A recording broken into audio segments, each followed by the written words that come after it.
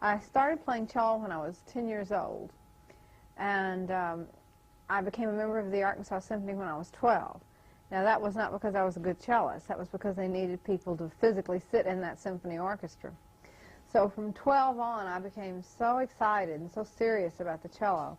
I would practice like 8 hours a day, honestly.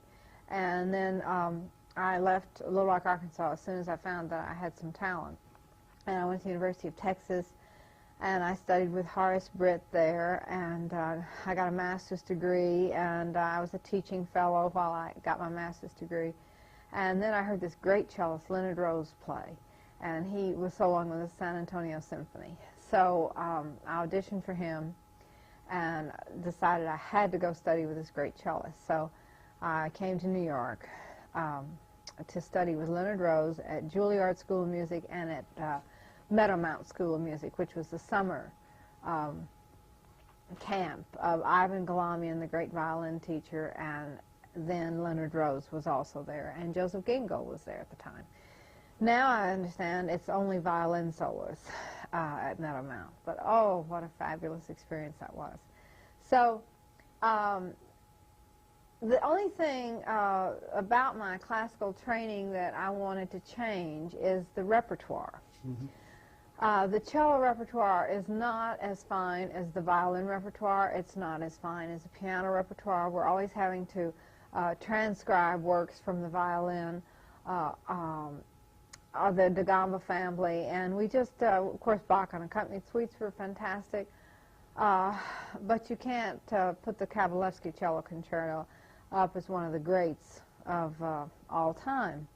And I was playing that concerto, and I was soloing in New Jersey doing the Kabalevsky Cello Concerto. It was my 35th time to play it.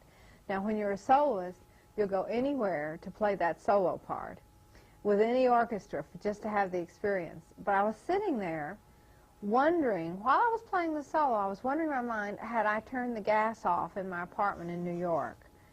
And I realized, my God, if my mind can wander like this while I'm playing the solo, and I'm really bored to tears, imagine if the audience isn't probably terribly bored too.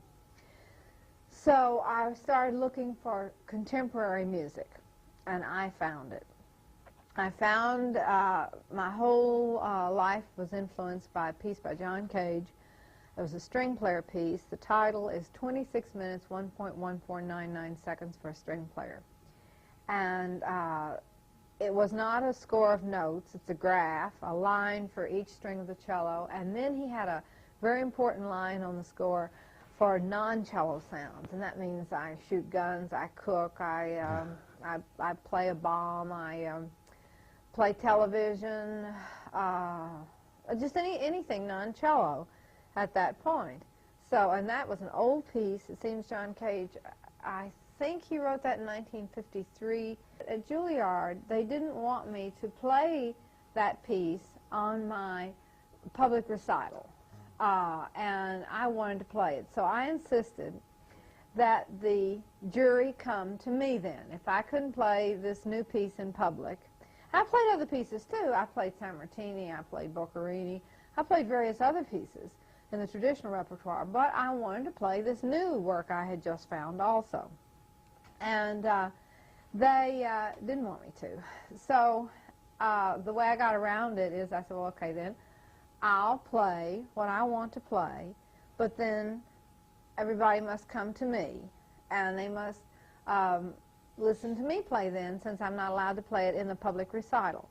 So that meant Ivan Galamian, the great violin teacher, Rosanna Levine, the great piano teacher, whoever the conductor was then at Juilliard, I think it was Jean Morel, I'm not sure, Leonard Rose, all these, the bigwigs, the teachers, then sat in a panel, and I played my pieces just for this panel, but not for any audience.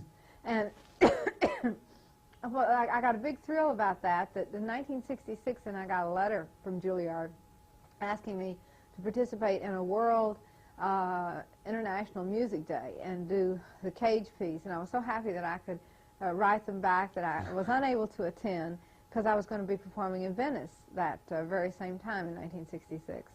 So I was glad that I could refuse, and but also very glad that they had invited me.